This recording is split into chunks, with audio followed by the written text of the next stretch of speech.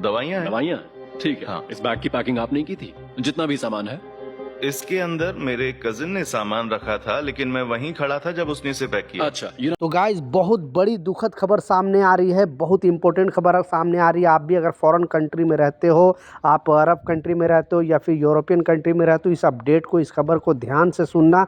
दूसरा जो important update है एयरपोर्ट से रिलेटेड अपडेट है, और तीसरा जो प्रवासी अदर कंट्री में जॉब करते हैं उससे रिलेटेड अपडेट है। तो तीनों अपडेट के ऊपर आपसे बात करने वाला हूँ। वीडियो लास्ट तक देखना, दूसरे के साथ वीडियो जरूर शेयर करना ताकि उन तक भी इस तरह का इन्फॉर्मेशन मिले। तो दुखद खबर सुनाने से पहले आपको एयरपोर्ट से रिलेटेड जो अपडेट आ रही है, जो खबर आ रही है, वो भी आप ध्यान से सुनना, क्योंकि शॉर्ट वीडियो के माध्यम से आपको दिखाया एक वीडियो में आपको इस तरह से एयरपोर्ट पर आपके साथ जो है चेकिंग किया जा रहा है। आप अदर कंट्री से आ रहे हो यहाँ इंडिया में, या फिर इंडिया से दूसरी कंट्री में जा रहे हो, आप किसी भी कंट्री में जा रहे हो, तो अभी जो वहाँ पे कस्टम ऑफिसर है, चेकिंग करने वाले जो भी वहाँ सुरक्षा बल हैं, वो आपसे इसी तरह से सवाल पूछते हैं। पहले क्या होता था कि आपसे अगर सवाल पूछा जाता था और आप इलीगल काम भी कर रहे हो, या बेसिकली आपके जो भी ट्रैवल बैग में कुछ भी प्रतिबंधित सामान है, दवा है या कोई भी ऐसा चीज़ है, तो आप बोल देते हैं कि हमने ये बैग पैक नहीं किया, हमारी गलती नहीं है। इसलिए जब ये स्कैनिंग करने के बाद जो यात्री से पूछा जा रहा है कि ये जो बैग है आपने पैक किया है या किसी दूसरे ने पैक किया, या इसमें जो सामान रखा हुआ है आपका है या दूसरे का है, ताकि आप स्कैनिंग से पहले सच सच बता सकें, क्योंकि उनको पहले से डाउटफुल हो जाता है, उनको डाउट हो जाता है कि एक्चुअली इसमें कुछ ना कुछ है। इसीलिए आपसे पहले वो लोग पूछ लेते हैं ताकि आप सच सच बता सकें।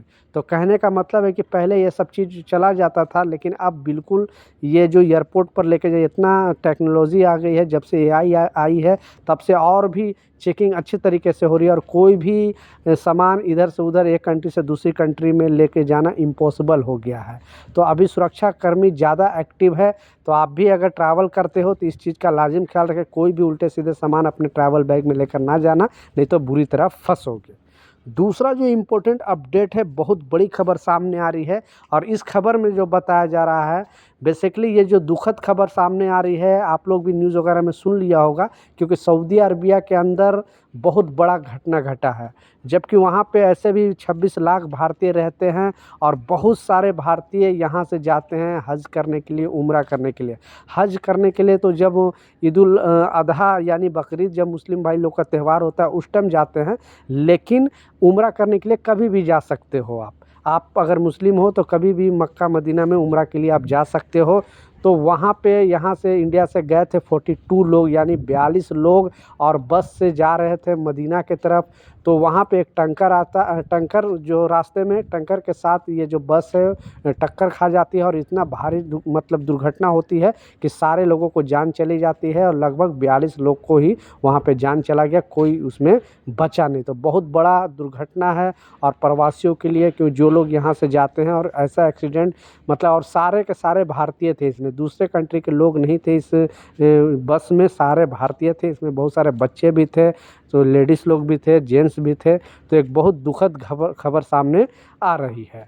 दूसरा जो इम्पोर्टेंट अपडेट है, किस किस देश का बात करूं, आप लोग को बार बार न्यूज़ सुनाते रहते हो, बताते रहते हो, लेकिन लोग बाज नहीं आ रहे हैं। 20-20 लाख दे के, 25-25 लाख देकर लोग इलीगल तरीके से जाने का जो है सिस्टम अभी भी छोड़ नहीं रहे हैं।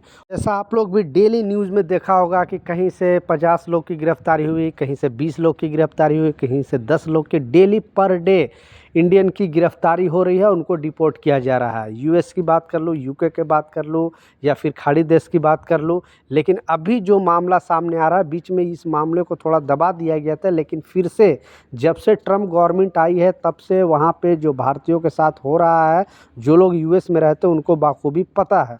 तब वहाँ की मीडिया फिर इस सवाल को उठा रही है, जब से वहाँ पे ये जो चेकिंग अभियान चलाया जा रहा है, तो अब वहाँ के जो लोकल मीडिया है, क्योंकि भारत सरकार पहले ही वादा कर चुकी है कि जितने भी इलीगल तरीके से अगर वहाँ पे हमारे भारतीय रह रहे हैं और उनके पास अगर डॉक्यूमेंट नहीं है, वो उनके पास कोई भी पेपर नहीं है, मतलब बेसिकली वीज़ा नहीं है या किसी तरह का, वो वहाँ पे इलीगल तरीके से एंट्री कर चुके हैं, तो वहाँ से अगर डिपोर्ट करेगी जो भी यूएस गवर्नमेंट, तो अपने पास, अपने यहाँ पे भारत सरकार अपने नागरिकों को लेने के लिए तैयार है। बीच में 1 साल पहले बहुत सारे भारतीयों को डिपोर्ट भी किया गया था यहाँ पे कुछ पंजाब के लोगों को, कुछ महाराष्ट्र के लोगों को, लेकिन फिर से अब इस मुद्दा को उठाया जा रहा है वहाँ के मीडिया द्वारा और इसमें बताया जा रहा है कि 7 लाख भारतीय वहाँ पे इल्लीगल तरीके से रह रहे हैं, यानी उनके पास वीज़ा नहीं है, किसी के पास पासपोर्ट नहीं है, किसी के पास डॉक्यूमेंट प्रॉपर नहीं है। तो ऐसे वहाँ पे रहने वालों की तादाद जो वहाँ के मीडिया हाउस द्वारा बताया जा रहा है 7 लाख भारतीय वहाँ पे रह रहे हैं। अब भारत सरकार विदेश मंत्रालय इस पर कुछ प्रतिक्रिया नहीं दे रही है, क्योंकि इतने ज़्यादा प्रवासी अगर इस कंट्री में आ जाएंगे तो आप समझ सकते हो पहले से भारत में इतनी बेरोज़गारी है और भी प्रॉब्लम बढ़ सकता है। तो भारत सरकार को चाहिए कि इसमें कुछ ना कुछ रास्ता निकाला जाए, क्योंकि दुबई में ऐसा ही हुआ था, लेकिन दुबई गवर्नमेंट ने बताया था कि अगर जो यहाँ पे जिसका वर्क वीज़ा लग रहा है वो वीज़ा लगा ले, और नहीं तो जिसके पास आउट पास बना के वो जा सकते हैं, अपने कंट्री वापस जा सकते हैं, और फिर दोबारा अगर जब आना होगा तो आप इलीगल से लीगल होकर आप यहाँ पे आ सकते हो। लेकिन ऐसा अभी तक यूएस गवर्नमेंट नहीं दे रहा है कोई चांस, वो सीधा भारतीयों को पकड़ रहा है और वहाँ पे उनको 2-3 महीना जेल में रख रही है, फिर वापस उनको डिपोर्ट कर रही है, फिर लाइफ टाइम आप वहाँ जा भी नहीं सकते हो।